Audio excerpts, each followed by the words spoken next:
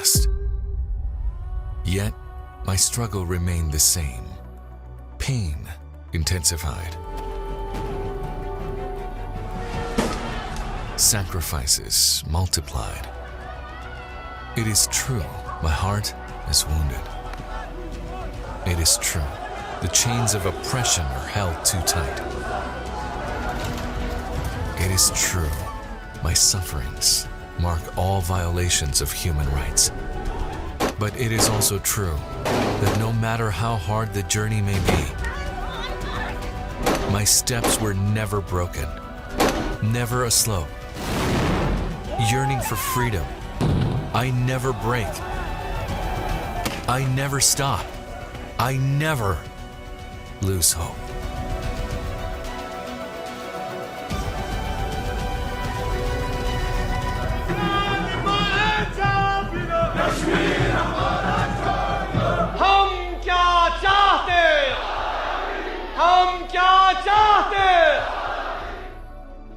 In 1950, India agreed to amend its constitution to grant the part of Kashmir that it administers, India's only Muslim-majority state. For the last 73 years, betrayal of the will of Kashmiri people has been a sharp-edged reality. 5th August 2020 marks 1 year of yet another such betrayal. अनुच्छेद 370 के सभी खंड लागू नहीं होंगे. Indian Home Minister Amit Shah told Parliament that Article 370 was revoked.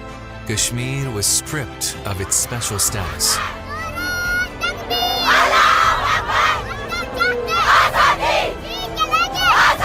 This is an attack on the constitution. Modi government has betrayed the people of Jammu Kashmir. This decision is a slap in the face of secularism. History will not spare you. The wrath of Hindutva was unleashed upon oppressed Kashmiris.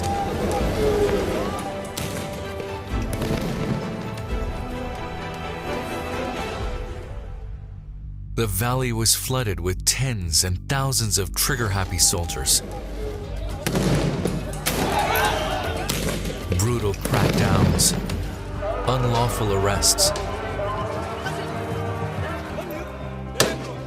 barbaric killings and forced abductions made mockery of India's dubious secular conscience. Immediate lockdown and a curfew was imposed, putting the valley behind a curtain of terror so the globe would not learn the truth. All in vain. Now is the time for the world to know about what exactly has happened and why.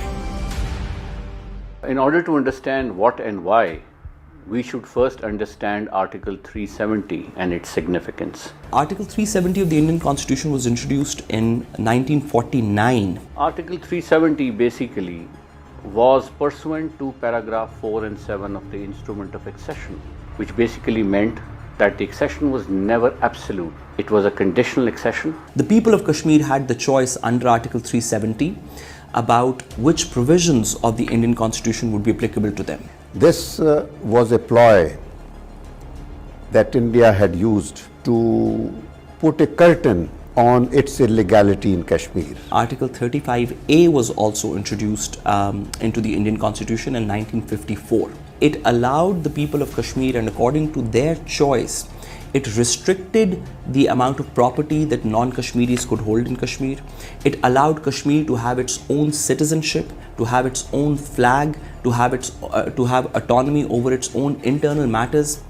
As a result of the abrogation of the Article 370, Kashmir loses all autonomy and control to New Delhi. Legality of the action is under a serious question mark. Hollowing out of Article 370 and Article 35A is not acceptable to international community because it violates international law laid down in several Security Council resolutions in respect of disposition of this land relating to Indian occupied Kashmir. If you make an attempt through domestic law to circumvent international obligations, it will not be acceptable by the international community. Therefore, one notices not even a single capital has issued a statement endorsing 5th August presidential order. This was in itself was an illegality to cover up one illegality. The present fashion in which a dispute is attempted to be handled is completely in defiance of the right of self-determination and the human rights of Kashmiris, and also it threatens the peace of the region.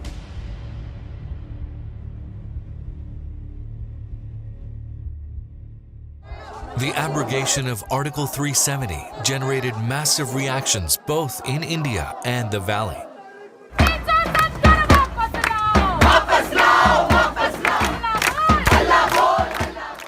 Indian fascist leadership has been vocal about their agenda. Over several years, over several governments, we have completed the job. Sane voices of India, however, opposed this action. In the constitutional history of India, this will be a black day, and history will prove you to be wrong, and future generations will realize what a grave mistake this House is making today. This is a very, very big assault on the Constitution of India, on democracy, on secularism, and also on federalism. Even the pro-Indian Kashmiri leadership could not agree with Modi's strategy anymore. My India is a democratic India, secular India for all. I feel today is the blackest day of Indian democracy. You know, this new insult, this new phase of indignation has begun on 5th August 2019, and it's my generation which has now got the taste of betrayal. Kashmir wants freedom! Kashmir wants freedom! These illegal actions expose the fascist ideology of Modi's government. The fascist ideology of the Modi regime is Hindutva, is perhaps the most dangerous, the most existential threat that we as members of the global community face today. India, since independence, has been presenting itself as a secular country. But the fact remains that India has always been a Hindu state. Hindutva and Hinduism are absolutely unrelated. The term Hindutva itself is a fairly recent construct, which owes its origins to the theories propounded by one Vinayak Damodar Savarkar. Taking inspiration from Nazism and fascism, Savarkar's theory of Hindutva was one that was based on religious profiling rather than racial profiling. Slowly and gradually, this ideology has morphed into its current day form.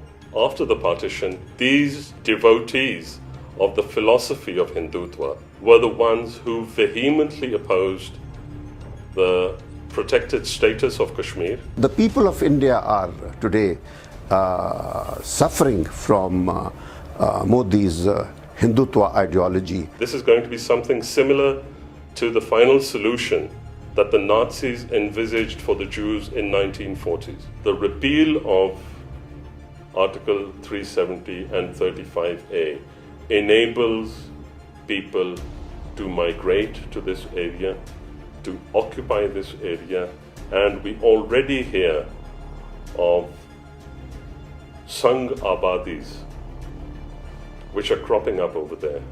Something which they've taken a leaf out of the book of Zionism, perhaps.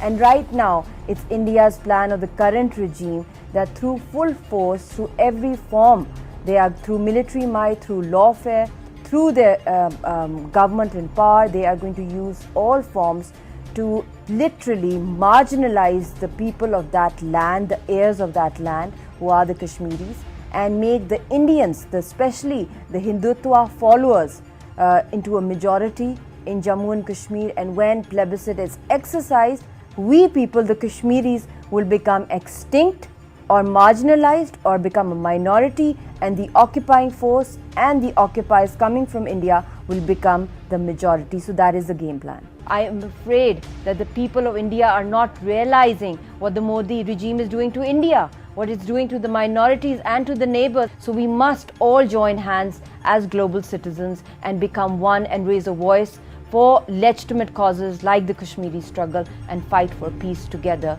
and help us save the Kashmiris. They have been fighting for too long. They have sacrificed so much for their cause. Now, they have nothing to lose but their cause. They can't lose it. They won't.